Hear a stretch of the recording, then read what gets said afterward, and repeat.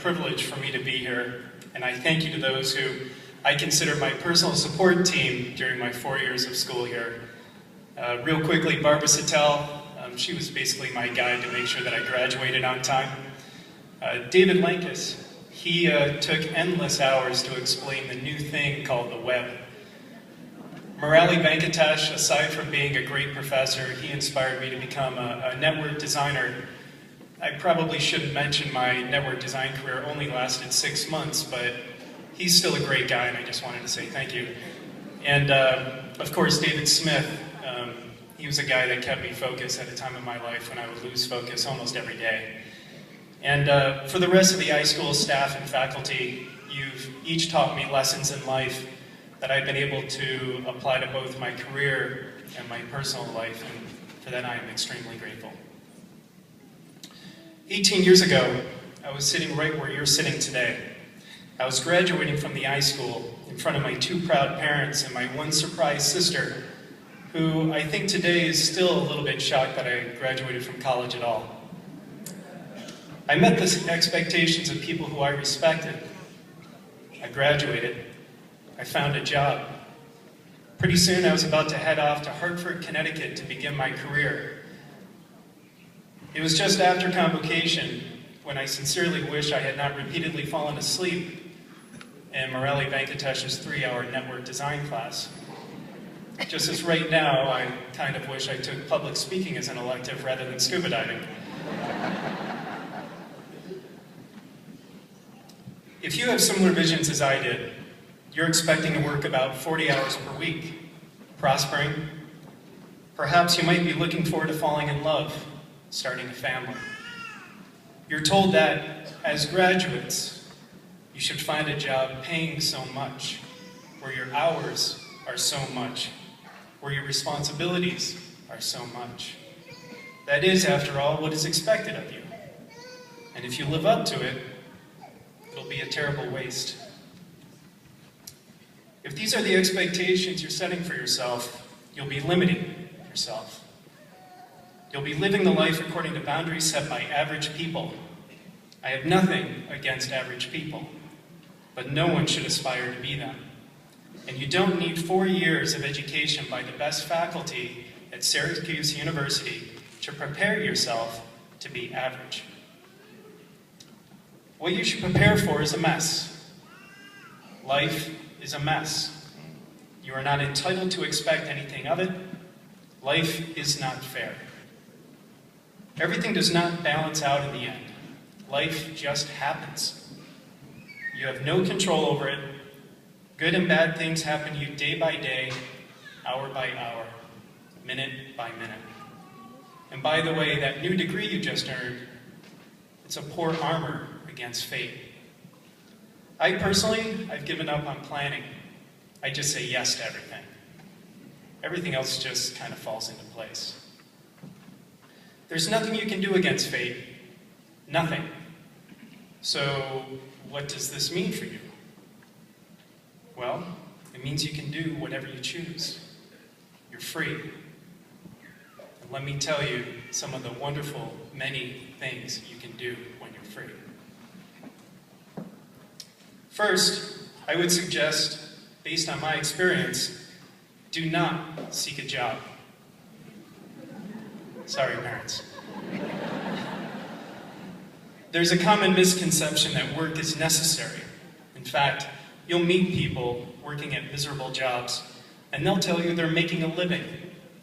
No, they're not. They're dying.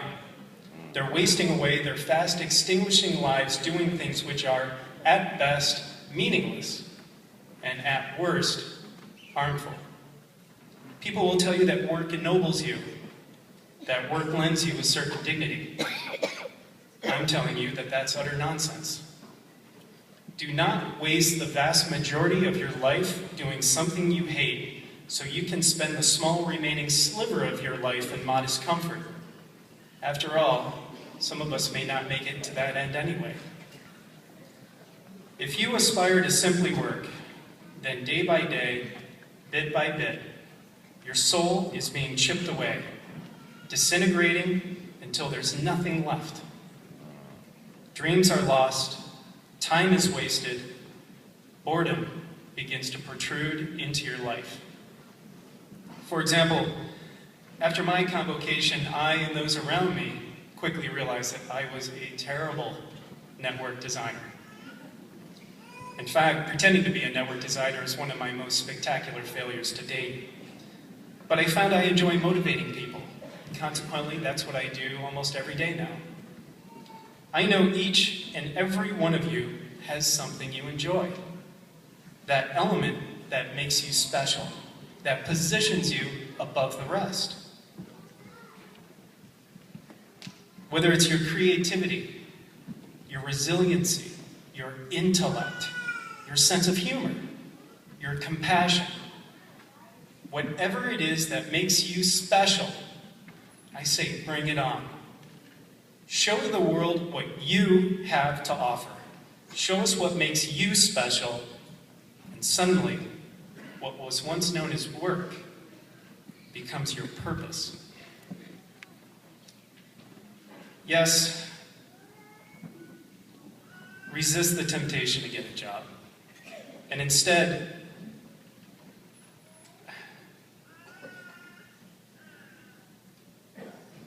find your passion. I can tell you, one of the greatest things in life is to create something and present it to the world. Regardless of how the world responds, because you created it, because you took the risk and you put yourself out there. That's entrepreneurship, and that's being alive. You do that, and you get to fly for a while. To pursue your passion, you first need to clear the hurdle of fear. And these days, fear is irrational. We are not living in our parents' times. This is the best time in history to pursue an idea or become an entrepreneur. Even if you take the corporate route, you need to take an entrepreneurial approach, or else you'll simply be living up to the status quo. Dr. Maxwell Maltz, he said, we must have the courage to bet on our ideas, to take calculated risk, and to act. Everyday living requires courage if life is to be effective and bring happiness. Don't worry if everyone does not agree with you. More precisely, it's often the case that one is disliked because a person is standing by their own convictions. It's far too easy to be liked. One merely has to be accommodating and hold no strong convictions to be liked. That cannot be your role. Please remember, every great visionary was once laughed at, and now they're legends. Thank God I haven't listened to my critics, or I can guarantee you I would not be standing in front of you today. I say smile at adversity. Life tests the dreamers. Michael Jordan said, I can accept failure. Everybody fails at something, but I cannot accept not trying. I say keep pushing the envelope, and I promise you, you will find an extraordinary life. It's not reserved for only the chosen few.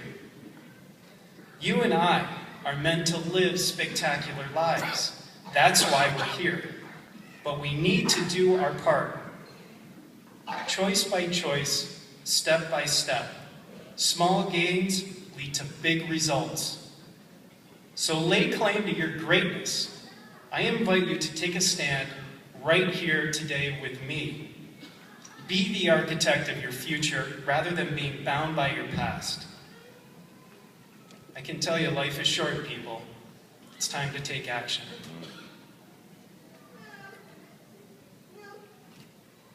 I'm going to change gears for a moment and share perhaps what might be the most important lesson I've learned since my commencement, and that's to fall in love.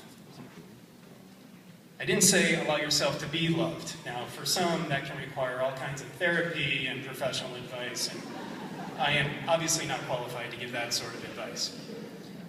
Rather, I encourage you to love another human being.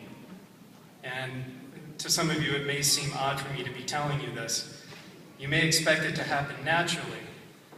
That is not true.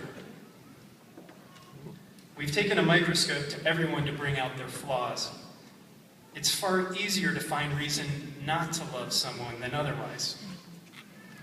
Rejection requires only one reason. Love requires complete acceptance. It's hard work, but it's the only kind of work that I find truly worth every minute. Most recently, I found loving someone has great benefits. There's admiration, there's learning, attraction, and happiness. In loving someone, we become inspired to better ourselves in every way. We learn the true worthlessness of material goods, and we finally have a real reason to celebrate being human. Loving someone, therefore, is very important. And it's also important to choose the right person.